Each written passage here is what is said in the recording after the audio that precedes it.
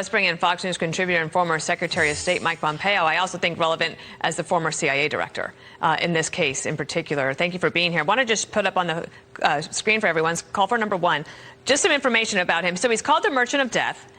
He was convicted in 2011. This is after two administrations really went after him. He's serving this 25-year sentence. Not only is he guilty of conspiracy to kill Americans, but the number of Africans who were killed because of arms that he delivered to those conflicts is astronomical. And would love to get your take on what you know about him and what you think about this proposal of a trade. Well, good morning. He's a bad guy. He is a guy who wanted to kill Americans. He presents a real risk to the United States. There's a very reason, as your reporter said, there's a real reason the Russians want to get him home. To offer a trade like this is a dangerous precedent. We want to get Brittany Griner home. We worked hard to get Paul Whelan home. We were unsuccessful at that. We got lots of folks home.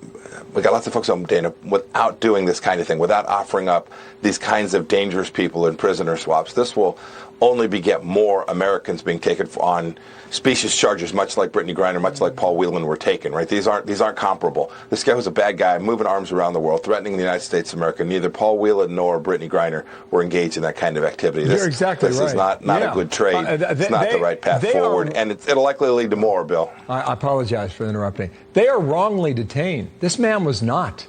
There was a 10-year manhunt for him. He was convicted on conspiracy to harm and kill Americans. There's no comparison.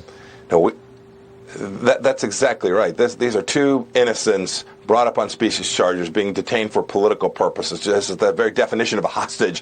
This other fellow, Boots, a bad guy. He's a convicted criminal who we spent a decade, multiple administrations, if I remember the history right, trying to get him back to keep Americans safe. I don't understand this. I also don't understand doing it so publicly. There's lots of difficult decisions have to be made. I know we want to get these folks home, but goodness gracious, this is the kind of thing that American power should result in a good outcome for the United States people, not a demonstrator of weakness by turning over a really bad guy in exchange for two innocent Americans. Do you think if it makes America look weak for this particular proposal of a trade, do you think it makes Putin look strong? Does he have leverage here to say, I want this guy back? He certainly does. It's not clear he's going to accept this. Who knows what else he may ask for in exchange for this. And once you've started to head down this path and saying, hey, we'll give up convicted felons who tried to kill Americans, goodness knows what might be given up. It reminds me that we're still talking to the Iranians about giving them a pathway to a nuclear weapon. These are the kinds of things that administrations end up with when they don't have a position which demonstrates American resolve and deterrence in the world. The bad guys will abuse the American people. And when people think of foreign policy as something over there, for these families of these two innocent Americans who are being held, you can see this is very personal. The things that happen in America, American weakness impacts every single American. I want to get to two more topics quickly in just 2 minutes left. I know you support this CHIPS Act, billions of dollars, the semiconductor industry, an industry in America that's very strong. They make billions of dollars. The market cap of these companies are extraordinary. I know you're a big backer of it because you think we need to compete with the Chinese. If I was living in middle America, I'd say, where was this support 30 years ago when my job was shut down and outsourced to Mexico or outsourced to China? I lost that livelihood now. What would you say? I'd say they're exactly right.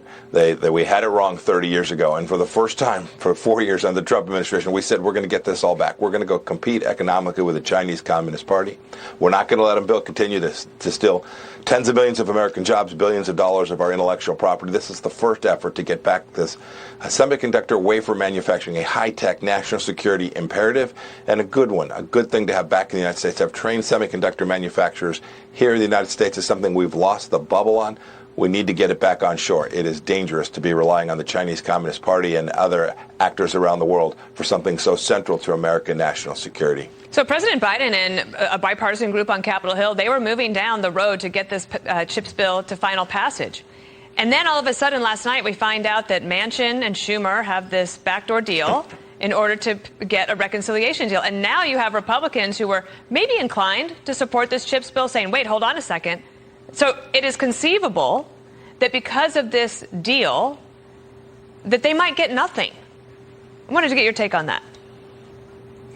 Yeah, it's outrageous for them to have done this. They made a commitment. The Democrats made a commitment. Joe Manchin, Chuck Schumer made a commitment that said, let's do something good for America. Let's do something good on a bipartisan basis for America. And now they're going to go spend us and tax. They're going to create a corporate minimum tax. They're going to spend hundreds of billions of dollars in wasted resources. They will drive the economy even further into recession than it already is. It's pretty outrageous that they made a commitment. Now they're going to walk away from. Maybe, Dana, this is just politics as usual, but this will hurt American national security, and I so regret that. The CHIPS Act ought to pass. It ought to pass standalone. They ought to drop this silly legislation that's going to drive the economy even further down the recession path that we're already on.